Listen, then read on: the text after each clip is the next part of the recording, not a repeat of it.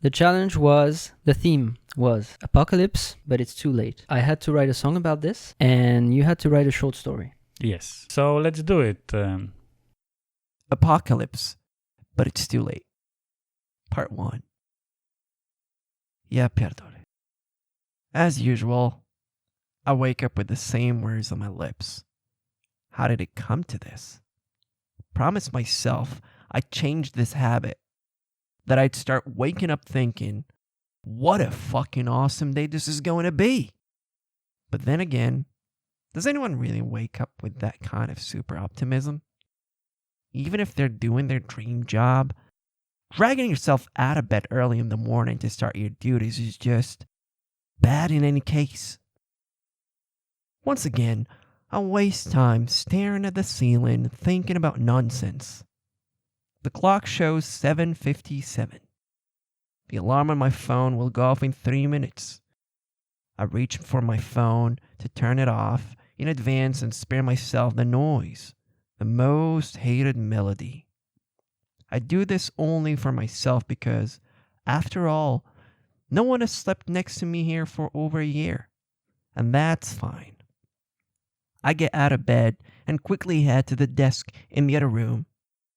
I turn on the computer to let everything load, and in the meantime, I go to the kitchen to make my daily coffee with way too much milk. I know very well that this mix will sit heavy on my stomach for the next few hours. But what can I do? I'm used to it.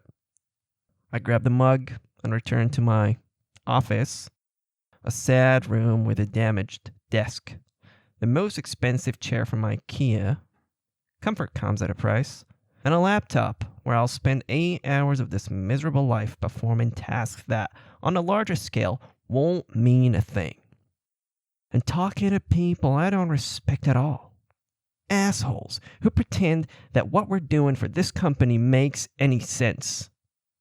Fuck you. Fuck your green logo. Fuck your good morning team, and fuck your toxic positivity. I placed a coffee mug next to the laptop. Curva mate. Again. Windows update shows 28%. I'm going to be late again. At least this time, it's not my fault. I grab my phone and send a quick message to my boss, accompanied by a screenshot. Windows update didn't disappoint again. I'll log in with a small delay. He replies a moment later, no problem. See you at the meeting. At least he's not pressing me. But knowing life and the dynamics of toxic corporate culture, he's probably already noted everything down in his little snitch journal to use against me if I step out of the line. Part 2, 9:15. That means the first hour is done. 7 more to go. Emails checked, potential clients noted, calls for today planned. It's going to be another boring day.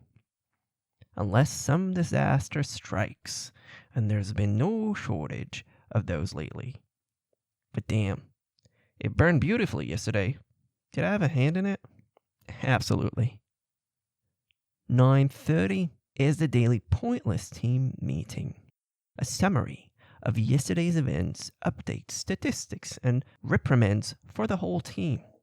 20 minutes of my life I'll never get back. But without this, the boss wouldn't feel important. Otherwise, someone might realize he's completely unnecessary here.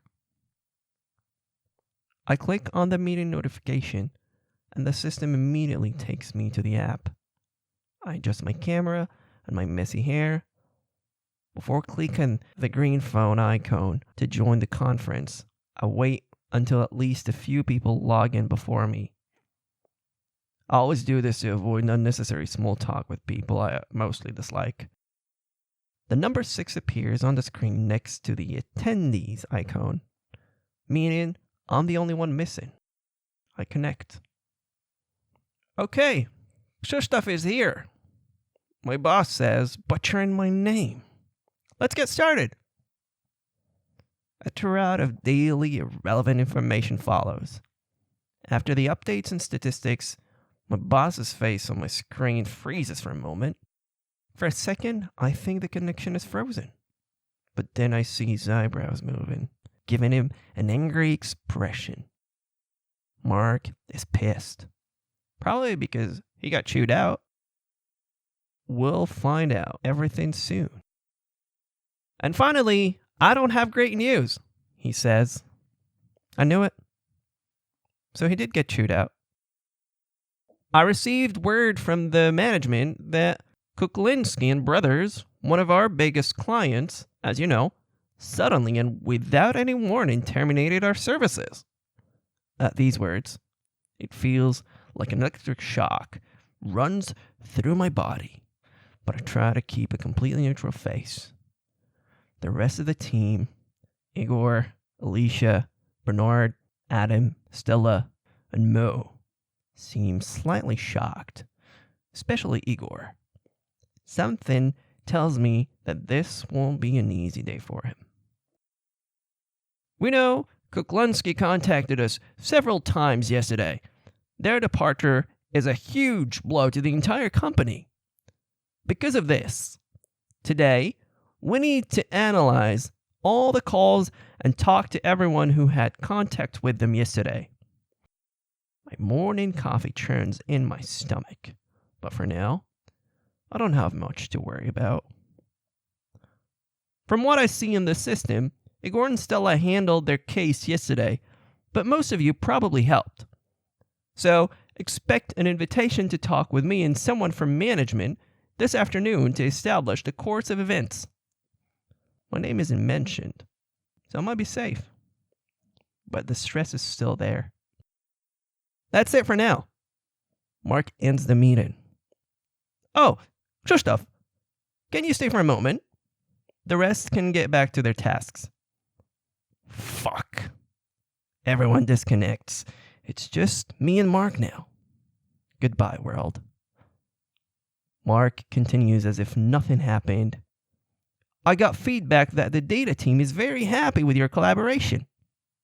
A feeling of relief completely calms me down.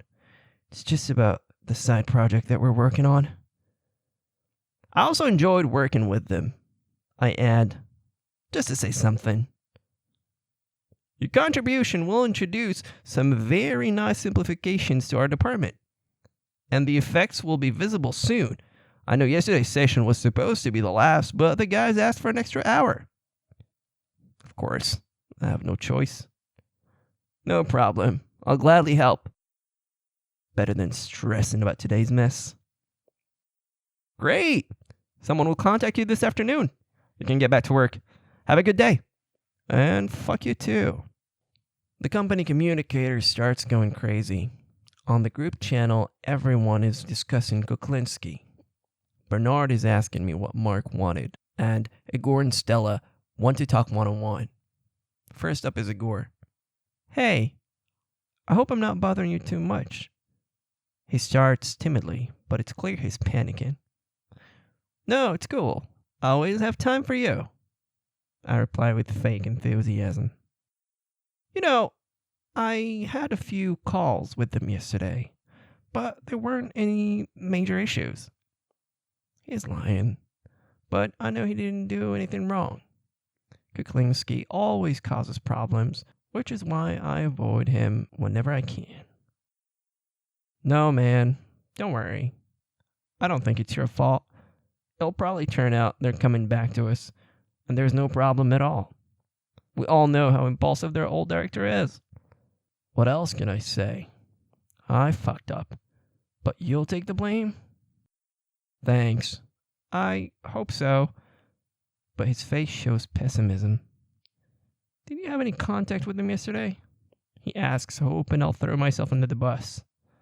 No, I haven't talked to them in over a week. I lie. Honesty doesn't pay in this job. Besides, Igor is a fucking snitch. If I mentioned something might have happened within an hour, I'd have Mark, management, and HR on my back. For the next 5 minutes, he complains about the workload, impossible targets, and health issues. I console him a bit. I don't feel sorry for him at all. The guy is letting this company fuck him over by his own choice. He starts half an hour early, finishes half an hour late, hits 150% of his quota, and accepts new responsibilities without any demands. And then he solidarily complains with everyone about how bad he has it here, that he's constantly getting more work. He lies that he's not overperforming, but everyone has access to the stats and sees what he's doing. If this place were a school, Igor would be saying every day that he doesn't study at all, but then he'd get straight A's on every test. Now you'll see, motherfucker, how this company will show you some gratitude. We say goodbye, and soon another call comes in. It's Stella. Did Igor already cry? I can tell from her tone that she's already convinced who's to blame. Of course. He's panicking. Now he's looking for allies. With Stella, I can be a bit more myself because we share many views. What did you talk about with Kuklinski yesterday? She asks. But I don't hear suspicion in her voice. Now I don't know whether to admit it, hoping she won't tell anyone, or deny it and probably come off as a liar. I didn't have any contact with them, at least not for over a week. That's probably my 5th lie today, and it's not even been 2 hours since I started working. I'd rather not risk it. Besides, as they say in my country, if they catch you stealing, say it's not your hand. Strange. I thought one call with Kuklinski was signed to you. Fuck. Someone noticed. I was sure that at such a late hour, practically at the end of the day, no one would pay attention. No, probably system error. No point in coming up with something creative. She wouldn't believe it anyway. Okay, I understand. Let's hope Mark sorts this out quickly. I hate this waiting, Stella adds. Then we gossip a bit more and return to our tasks. The next few hours pass without any surprises. Most clients contact us via email, so the AI tool writes most of the answers for me. For a while now, the company has been increasingly encouraging contact through emails, but all the clients can still call us. The food arrives surprisingly without issues.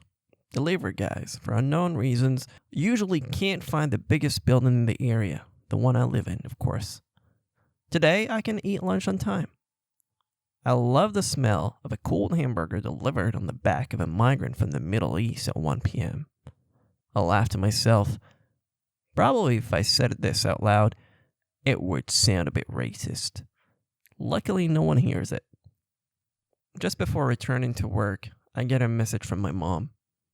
Damn, I was supposed to call her yesterday. I tell myself this every day. She's worried because she hasn't heard my voice in at least 3 weeks. On my smartphone screen, I read, "How are you? Call me. I'm worried."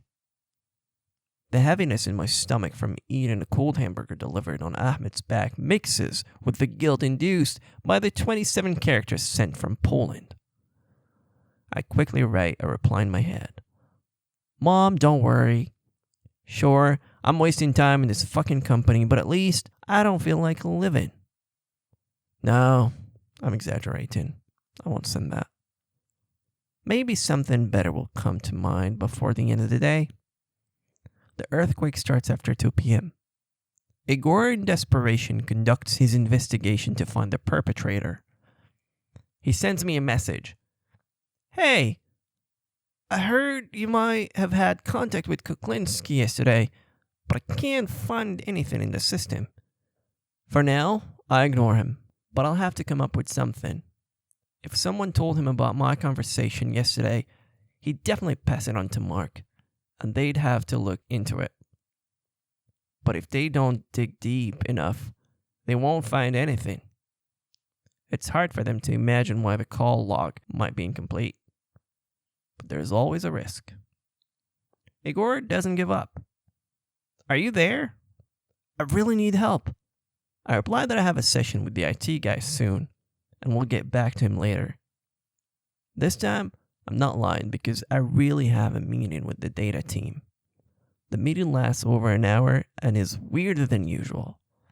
They analyze my recent client interactions ask about tougher cases and how I resolve them. They want to know more about how I search for information and verify it. They don't really explain why they need this, but apparently they're preparing new tools that will facilitate the work of the entire department. This is probably the only moment when I feel like I'm actually doing something useful. It's 4 p.m.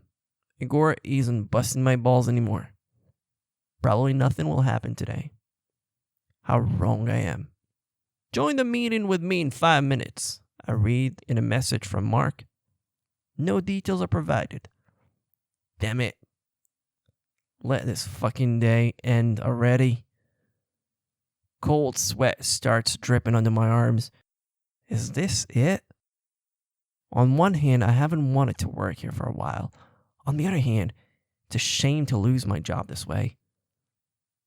Hi. Sorry for the suddenness, but I have 2 quick things. He starts quite neutrally. My heart is pounding at double speed, but I try not to show how fucking stressed I am. No problem. Any issues? I slip up. Why am I asking about issues as if I knew there were any? No. First, I wanted to let you know that the data team is very happy with today's session. The guys said your input was key to their project. So that's what all the fuss was about? Thanks. I also enjoyed working with them, I reply politely. Second, as you know, the management is very unhappy with today's situation with Kuklinski and Brothers. Holy fuck! I feel sweat forming my forehead. We managed to find some oversights on our part. I don't want to go into details, but I need to ask you. Did you have any contact with them yesterday? I'm 100% sure Igor in his desperation threw me under the bus. I wouldn't expect anything else from him. We all know what a bastard he is. On the other hand, I don't blame him for his desperation. After all, he has 3 kids and a mortgage to pay. No, absolutely not, I reply with a lot of confidence in my voice. You know nothing, motherfucker. If you'd found anything, this conversation would look completely different. Okay, that's what I thought. But I had to ask, he replies, more relaxed. However, there's one issue to clarify. This fucking job will mentally destroy me. What now? Mark freezes in silence, staring at his computer screen and squinting in thought. That 5-second moment feels like an hour from my perspective. Just spit it out. It slipped my mind, he says, confused. Probably wasn't important. Anyway, in 20 minutes, we'll have a special meeting with an important update for the whole team. See you later. I need at least 10 minutes to recover from what just happened. The die is cast, but luckily, I'm not the one who will take the hit. The next events unfold very quickly. Mark sends a message to the whole team about a special meeting, and soon it begins. Hello again, everyone, he starts. I'd like to quickly communicate a sudden change that everyone will need to adapt to starting tomorrow. Wait, Mark, Burnout interrupts. Aren't we waiting for Igor? Indeed, Igor hasn't logged in, but I already know why. That's partly the topic for our meeting. Unfortunately, Igor left the ranks of our company today. The thunder struck. For certain reasons related to team safety and ensuring better communication between the company and clients, we decided to terminate his position. So they fired him over the lost client. I admire the creativity Mark put into making the layoff announcement sound serious without giving it any details. The team doesn't seem shocked. Partly because everyone expected it, and partly because no one really liked Igor. The guy worked so hard, and in the end, he got fucked. My fault? Should I feel guilty because I know our systems better and know how to cover my tracks? Because I have access to admin tools and can modify data whenever I want? A man has to survive, especially when he occasionally messes up. My conversation with old Kuklinski yesterday was very short, but only an idiot wouldn't do everything to eliminate any trace of it from our systems. Especially if during the call, you call the client an incompetent moron with dementia. The old man had an attitude again, and I really didn't like it. Luckily, from now on, he'll stop bothering us with his never-ending calls. Well, in the end, the day turns out to be super positive. Igor will stop irritating the whole team. We lost a client no one wanted to work with, and nobody caught me breaking the rules multiple times, which would have gotten me fired 5 times over. Feeling satisfied with myself, I decided to end the day with a good deed. I opened the page of my favorite AI tool and type in the window, write a message to my mom explaining that everything is fun and there's nothing to worry about. I copy the result and send it. I'm a good son. Part 3, 33 days later. No one knows what to expect. For a week, various rumors have been circulating. A new big client, major changes in management, some big company event abroad. It could be good or bad news. Everything is being kept under wraps, and only today will we find out. At noon, I joined a big meeting where about 500 people are already present, practically half the company.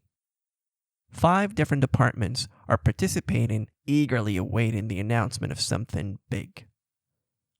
Hello, everyone! I'm glad it's my turn to lead what is probably the most important meeting this year, says the voice of Tim Olson, the CEO of this whole shit show. For the first 10 minutes, Tim publicly licks his own balls, congratulating himself on great work, the best results, and conquering space.